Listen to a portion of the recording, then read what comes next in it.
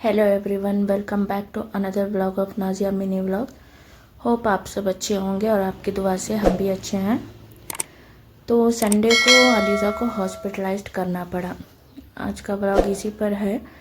जैसे हम वेडनेसडे नागमंगला से शादी जो है चुका के रात में आए, तो अलीज़ा को रात में कंटिन्यूस कफ, कोल्ड और बुखार आ गया।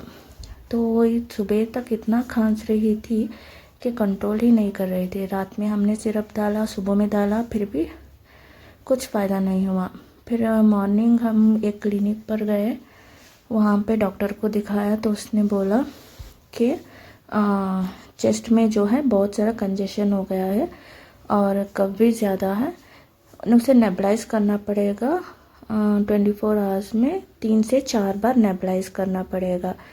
अगर फिर भी उसका कंजेशन जो है और कफ जो है, खांसी जो है कम नहीं हुई तो उसे हॉस्पिटलाइज्ड करना पड़ेगा, ऐसा बोला डॉक्टर ने। तो हम वहाँ पे क्लिनिक पे जाके दिखा के फिर घर पे आए।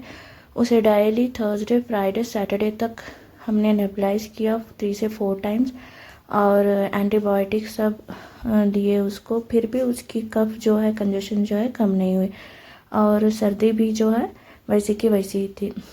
तो संडे को मायरा की कुछ स्कैनिंग की रिपोर्ट्स हमें कलेक्ट करनी थी हॉस्पिटल से, तो हम संडे के मॉर्निंग को गए।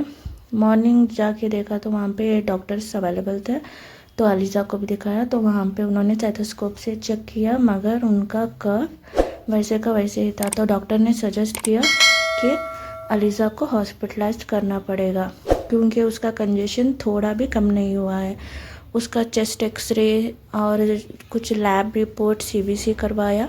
सीबीसी तो नॉर्मल था, मगर चेस्ट एक्सरे में जो है बहुत सारा कंजेशन जमा हुआ था, बलगम जमा हुआ था और वीजिंग भी थी अलीज़ा को।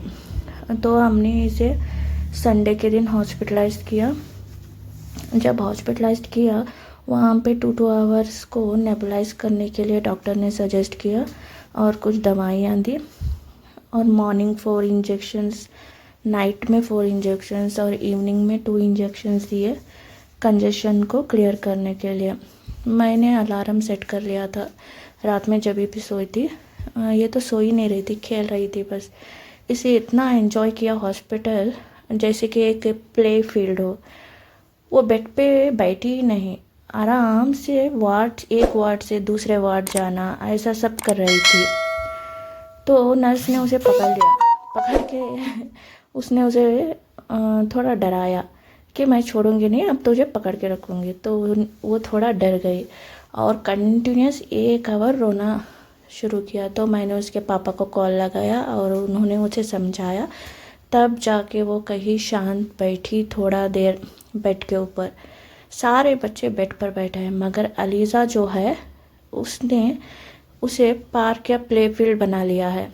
आराम से जा रही है जैसे घर हो, आराम से दौड़ रही है, भाग रही है, बेड के ऊपर बैठ रही है जैसे उसे कोई पार्क या प्ले फील्ड मिल गया हो हालांकि वो हॉस्पिटल है, उसने उसे प्ले फील्ड बना लिया था। तो ऐसे ही 2 दिन गुजरे, संडे हो गया। नाइट में ये सोई नहीं, कुछ खा भी नहीं रही थी ठीक से क्योंकि उसे कंजेशन था और खांसी थी, सिर्फ खेल ही रही थी। और नर्स ने भी डांटा, इसे तो वीजिंग सांस की प्रॉब्लम है, तो ऐसा खेलेगी तो ये सुस्त हो जाएगी, तो एक जगह बेड पे बिठा लीजिए।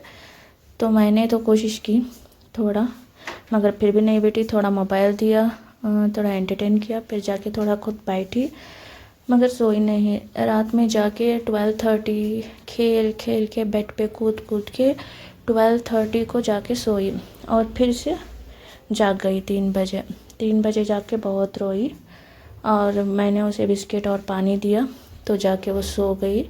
और मॉर्निंग 9:30 को फिर से इंजेक्शंस, वही डायरी शेड्यूल जो है डॉक्टर्स का, नर्सेस का, उन्होंने उनका फॉलो किया। तो हमें डिस्चार्ज हुआ ट्यूसडे, यानी कि कल हमें डिस्चार्ज मिला। तो हम वापस डिस्चार्ज की जो सारी फॉर्मेलिटीज़ हैं वो किया। फिर डॉक्टर्स ने सजेस्ट किया कि इसे 1 हफ्ता नेबुलाइज करना पड़ेगा। 24 आवर्स में 3 से 4 बार नेबुलाइज करना पड़ेगा और एंटीबायोटिक्स कंटिन्यू करने पड़ेंगे और कोल्ड चीज़ों से इसे दूर रखना पड़ेगा, क्योंकि इसे बीजिंग और थोड़ा कंजेशन की प्रॉब्लम है। तो हम डिस्चार्ज होके आए और मैं भी बिज़ी हो गई थी घर के कामों में हॉस्पिटल में, तो कुछ वीडियोस अपडेट नहीं किया था।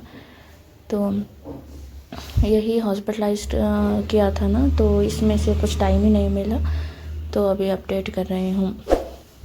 तो दुआ कीजिए फ्रेंड्स मेरी बेटी के लिए, ताकि वो जल्द से जल्द ठीक हो जाए। ठीक तो हो गई है, फिर भी थोड़ी रिकवरी बाकी है, तो इसके लिए दुआ कीजिए।